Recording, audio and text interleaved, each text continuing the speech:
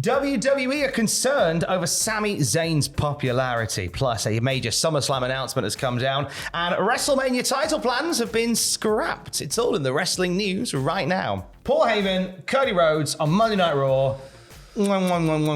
Chef's kisses all round. It's Oscar season, Tom. Isn't it? Oscar season. They were going for some Academy Awards, those boys. This isn't wrestling, this is cinema. Yes. Well, you're right to bring it up because it was quite a different feel of a promo, wasn't it? Which it often is when it's Cody, which it often is when it's Heyman. So the two together, it was a very personal one. They were talking about real life history. Cody was talking about Heyman paying his dad for appearances on ECW when the family didn't have much money. Then Paul turned around and delivered this killer line where he said, you know, my last conversation with Dusty, he said you were his favorite son, but he said Roman Reigns was the son he wished he had. Cody did not like that. And then immediately Heyman went, I'm just a messenger. I was like, oh, Paul. Cody said, now you've made it personal, but you're not the one who's going to pay. Roman's going to be the one who pays when I take his titles personally. Adrenaline! Oh, goosebumps. No, but there's a reason for this. There is indeed. Now, there's no denying the undeniable Cody Rhodes popularity on the road to WrestleMania, but there is very much a spoiler in the spokes here, and that is Sami Zayn, who has just captured the imagination of the wrestling world with the stuff he's doing with Roman Reigns.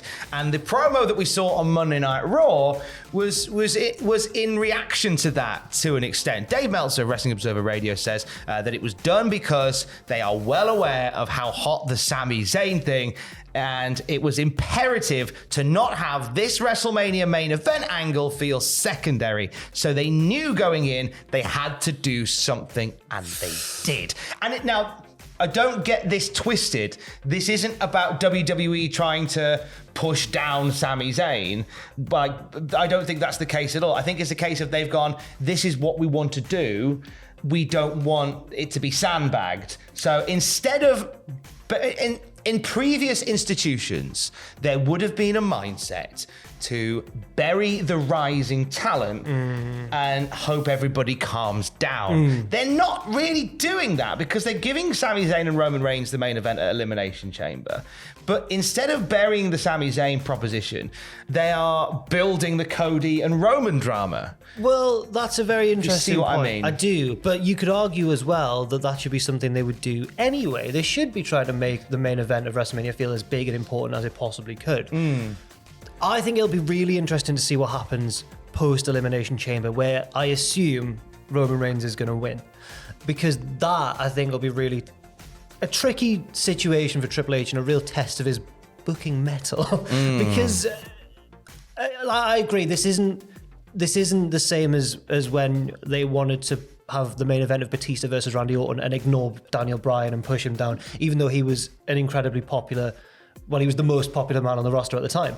It's not the same, but I think there are certain parallels, and I do worry that a very self-conscious, self-aware wrestling crowd will also be aware of those parallels and will therefore be more inclined, especially post-Elimination Chamber, to revolt against this main event storyline. And you could argue that they're not even necessarily wrong to do so, because shouldn't the most popular person be in the main event of wrestling? There's so many layers. There is that. Because also Cody's really good, and I'm glad you mentioned at the start, there's no denying his popularity, because at the moment we've got two really hot storylines going on concurrently. It's a nice position to be in, where it's a case of we've got these two acts that are incredibly popular, as opposed to we've got one act that is beloved and one act that's being thrust upon people. You know, interestingly, and we're going to loop back to the title picture for WrestleMania a little later in the video. I'm going to bring up the Matt Cardona thing here. Okay. Just because it seems in keeping with what we're talking about here, how Zack Ryder became a runaway star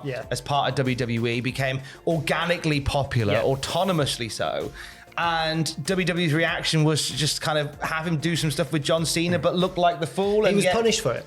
Almost get punished for daring to be more over. So this is why the Sami thing is very much a contrast to that, because Sami's not being punished for being incredibly brilliant at what he does. He's being rewarded, but some would argue that he's still the bridesmaid and not the bride. You could even argue that Matt Cardona is such an important figure in wrestling. Cardona didn't even get invited to the wedding. He's not even the bridesmaid. No, he didn't even get invited to the wedding. He can watch the stream of it online. He can watch the stream of the wedding. But there. no, like, Cardona's such an important figure in. You could argue there'd be no Young Bucks without Matt Cardona and the way he got himself over on the internet. I mean, the Young Bucks still would exist, obviously, but not. Matt Cardona was maybe the first wrestler to get himself over in that way. But the reason that we're mentioning Matt Cardona is because he recently he's talked about filing the trademark for Zack Ryder. We've talked about it in numerous news videos. It certainly gave us a lot of questions heading into the Rumble. Woo, woo, woo. Yes, was the Alamo Dome going to be the home of the Z True Long Island story once more? The answer is no. Cardona put out a tweet in response to a fan calling him Zack Ryder, saying that he tried to get the trademark for Zack Ryder but was denied. I wonder when that was, because he's obviously said this in response to a fan recently, which is why it's news now. But I wonder how long ago that was. Last month, from what I gather, yeah. Because we had reports heading into the Rumble about Matt Cardona getting the trademarks for applying for the trademarks for Zack Ryder, which is what made us think, well, is Zack coming in with Chelsea Green? Is that happening here? Is Zack sort of taking control of the name and stuff? It's not happening, and it was widely reported that Cardona was seeking to own his name. Okay, he's since been denied it. WWE keep forgetting. You know what? He's made enough of a name for himself as Matt Cardona, I think, as well as Zack Ryder. He has done so well in places like the NWA and GCW, and it's been the indie scene has almost been tailor-made for his unique ability to sell himself, and I think that's Matt Cardona is one of those stories in wrestling where I think he's done well. Good for him, you know. And he could be NWA champion in a short while. He's challenging Tyrus for the belt at the next NWA event. Is that the one with Bully Ray on guest commentary? He will be guest. Bully Ray I sure hope he doesn't confront the winner of the match. No, it might not. It might not happen, but. It might not. I hope he resists confronting the winner, Bully Ray. SummerSlam flavoured news. Let's look ahead to the summer, shall we? So this is from an official press release from WWE regarding SummerSlam. WWE today announced that Ford Field in Detroit will host SummerSlam on Saturday, August 5th. SummerSlam marks the first WWE event to be held at Ford Field since WrestleMania in 2007 and the first SummerSlam to take place in the state of Michigan since 1993. The press release goes on. We are excited for Ford Field to host WWE's biggest event of the summer and look forward to the WWE Universe converging on Detroit to celebrate SummerSlam's long-awaited return to Michigan. That was said by Dan Ventrell, the EVP of Talent at WWE. Tickets go on sale Friday, April the 14th at Ticketmaster if you want to go along to SummerSlam in Detroit. When I think of Michigan in regards to wrestling, I think of the Pontiac Silverdome, brother. WrestleMania 3. The Silverdome, brother. Not the Superdome. Not the Super. Not to be confused. Not to be confused. But yeah, a lot of history what I there. think of when I think of Detroit. Michigan, I suppose. I wonder if they'll do a slam, a reference to it. I don't know if Andre will make it. No. I think he's unavailable. No. Hey, talking of big WrestleMania moments, let's come back to WrestleMania 39, which is on the horizon now. There were some plans for a new title to be introduced to headline one of the shows. Right. That doesn't seem to be the case now. This is according to Dave Meltzer on Wrestling Observer Radio, who said that if Reigns versus Rock went ahead, back when that seemed like a potential possibility, WWE planned therefore to create a new title for the main event of Mania Night 1, which would likely have been won by Cody Rhodes. He explains, Meltzer, it was going to be Cody, Drew, or Seth that was going to come out of that one because they want to go back to 2 titles. Now, if they'd gone back to 2 titles, I would have assumed they would have split the existing ones, but that seems to indicate that they just didn't want Roman to lose one of them, so they would have just created a whole new title. You've had the world one, you've had the universal one. Where do you go from there? You just the Galaxy title.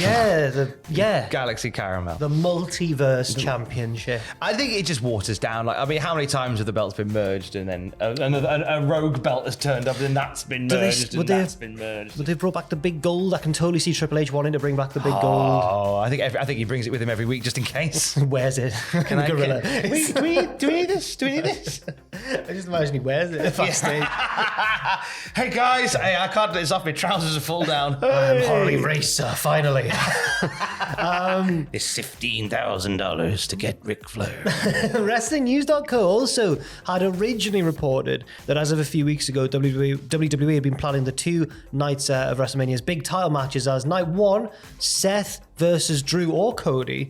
Night 2, Roman versus The Rock or Cody. So from their report, WrestlingNews.co, it seems as though that'll pivoted and changed on whether or not The Rock was available, I suppose.